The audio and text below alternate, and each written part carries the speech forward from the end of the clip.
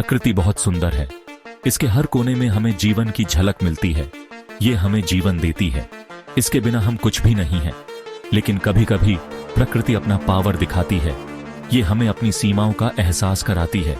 ये natural disasters होते हैं। ये घटनाएं हमें चौंका देती हैं। ये हमें प्रकृति की ताकत याद दिलाते हैं। ये हमें दिखाते हैं कि हम कितने छोटे हैं। नेचुरल डिजास्टर्स डरावने हो सकते हैं। ये हमारे जीवन को पल भर में बदल सकते हैं। ये बहुत नुकसान पहुंचा सकते हैं। ये हमारे घरों और समुदायों को तबाह कर सकते हैं। जमीन हिला देने वाले भूकंप से लेकर घर बहा ले जाने वाले बाराह तक ये घटनाएं हमें असहाय महसूस कराती हैं। प्रकृति का गुस्सा देखने लायक होता है। ये हमें अपनी सीमाओं का एहसास कराता है। ये घटनाएं इंसानों की हिम्मत की परीक्षा लेती हैं। ये हमें दिखाती हैं कि हम कितने मजबूत हो सकते हैं। हम डर के सामने लोगों की बहादुरी देखते हैं। ये हमें एकजुट करते हैं। लोग मुसीबत में एक दूसरे की मदद करते हैं। ये हमें इंसानियत की ताकत दिखाते हैं। ये हमें याद दिलाता है कि हम सब एक हैं। हम साथ मिलकर किसी भी चुनौती का सामना कर सकते हैं। हमें इन घटनाओं से सीखना चाहिए। हमें अपनी तैयारी को मजबूत करना चाहिए। हमें भविष्य के लिए तैयारी करनी चाहिए ताकि हम किसी भी आपदा का सामना कर सकें। धरती के अंदर बहुत बड़े बड़े प्लेट्स होते हैं। जब ये प्लेट्स हिलते हैं तो भूकंप आते हैं। जमीन जोर से हिलती है। इमारतें गिर जाती हैं। धरती दहाड़ती हुई लगती है। भूकंप अचानक आ सकते हैं। ये बहुत तबाही मचाते हैं। कुछ जगहों पर लोग भूकंप के खतरे के साथ रहते हैं। वो मजबूत घर बनाना सीखते हैं। वो सेफ्टी ड्रिल्स करते हैं। तैयारी करने से जान बच सकती है। बहुत ज्यादा बारिश होने पर बारिश आती है। जब बारिश लगातार और भारी होती है तो शहरों और गांवों में पानी भर जाता है।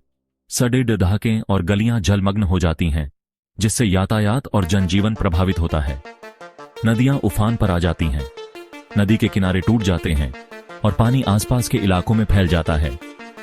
यह स्थिति बहुत खतरनाक हो सकती है, खासकर उन क्षेत्रों में जहां लोग नदी के पास रहते हैं। पानी जमीन पर फैल जाता है। खेतों में पानी भर जाता है, जिससे फसलें बर्बाद हो जाती हैं। सड़कें और पुल भी पानी में डूब जाते हैं, जिससे आवागमन में बाधा आती है। घर पानी में डूब जाते हैं। लोग अपने घरों को छोड़ने पर मजबूर हो जाते हैं। उनके पास रहने के लिए कोई सुरक्षित जगह नहीं बचती। बारिश साइक्लोन्स और सुनामी से भी आ सकती है। ये प्राकृतिक आपदाएं अचानक आती हैं और बहुत तबाही मचाती हैं। इनके कारण पानी का स्तर तेजी से बढ़ता है। पानी बहुत तेजी से बह सकता है।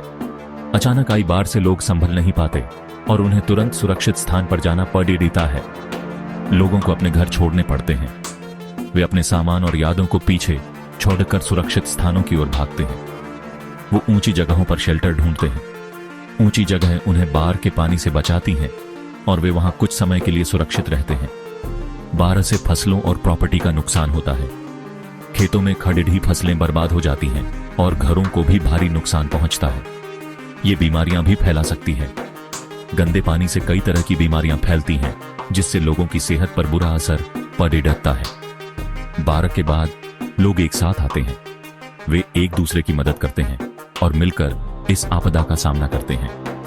वो एक दूसरे को फिर से घर बनाने में मदद करते हैं। समुदाय के लोग और स्वयंसेवक मिलकर घरों की मरम्मत करते हैं और जीवन को फिर से पटरी पर लाने की कोशिश करते हैं।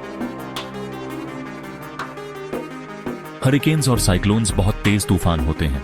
ये गर्म समुद्र के पानी के ऊपर बनते हैं। ये तेज हवाएं, तेज बारिश और ऊंची लहरें लाते हैं। ये तूफान सैकड़ों किलोमीटर चौड़े हो सकते हैं। ये समुद्र के ऊपर चलते हैं और ताकतवर होते जाते हैं। जब ये जमीन से टकराते हैं तो बहुत नुकसान होता है। पेड़ उखड़ जाते हैं। घर टूट जाते हैं। कोस्टल एरियाज ज्यादा खतरे में होते हैं। अर्ली वार्निंग सिस्टम्स बहुत जरूरी हैं। ये लोगों को सेफ जगहों पर जाने का टाइम देते हैं। नेचुरल डिजास्टर्स धरती पर जीवन का एक हिस्सा है। ये हमें याद दिलाते हैं कि हम प्रकृति के सामने कितने छोटे हैं। चाहे वह भूकंप हो, बाढ़ हो या तूफान, ये घटनाएं हमें अपनी सीमाओं का एहसास कराती हैं। हम इन्हें रोक नहीं सकते, लेकिन हम इनके साथ रहना सीख सकते हैं। हमें अपनी संरचनाओं को मजबूत बनाना होगा और अपनी तैयारियों को बेहतर करना होगा ताकि हम इन आपदाओं का सामना कर सकें। हमें इन डिजास्टर्स के कारणों को समझना होगा। वैज्ञानिक और विशेषज्ञ लगातार इन प्राकृतिक घटनाओं का अध्ययन कर रहे हैं। ताकि हम बेहतर पूर्वानुमान लगा सकें और समय पर चेतावनी दे सकें। हमें इनके नतीजों के लिए तैयारी करनी होगी। आपातकालीन ड्रिल्स, आपातकालीन किट्स और स्कूलों में अभ्यास हमें इन आपदाओं के समय में सुरक्षित रहने में मदद कर सकते हैं। सेफ जगहों पर मजबूत घर बनाना जरूरी है। हमें अपने घरों और इमारतों को इस तरह से बनाना होगा कि वे इन आपदाओं का सामना कर सकें। लोगों को डिजास्टर प्रिपेयर्डनेस के बारे में एजुकेट करना जरूरी है। सामुदायिक कार्यशालाएं और जागरूकता अभियान हमें तैयार रहने में मदद कर सकते हैं। सबसे जरूरी है कि हम प्रकृति की ताकत का सम्मान करें। हमें यह समझना होगा कि हम प्रकृति के साथ तालमेल बिठाकर ही सुरक्षित रह सकते हैं। हम इस प्लैनेट को बहुत से जीवों के साथ शेयर करते हैं।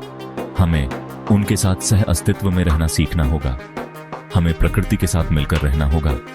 सतत कृषि, शहरी बागवानी और सामुदायिक सफाई जैसे प्रयास हमें प्रकृति के करीब लाते हैं।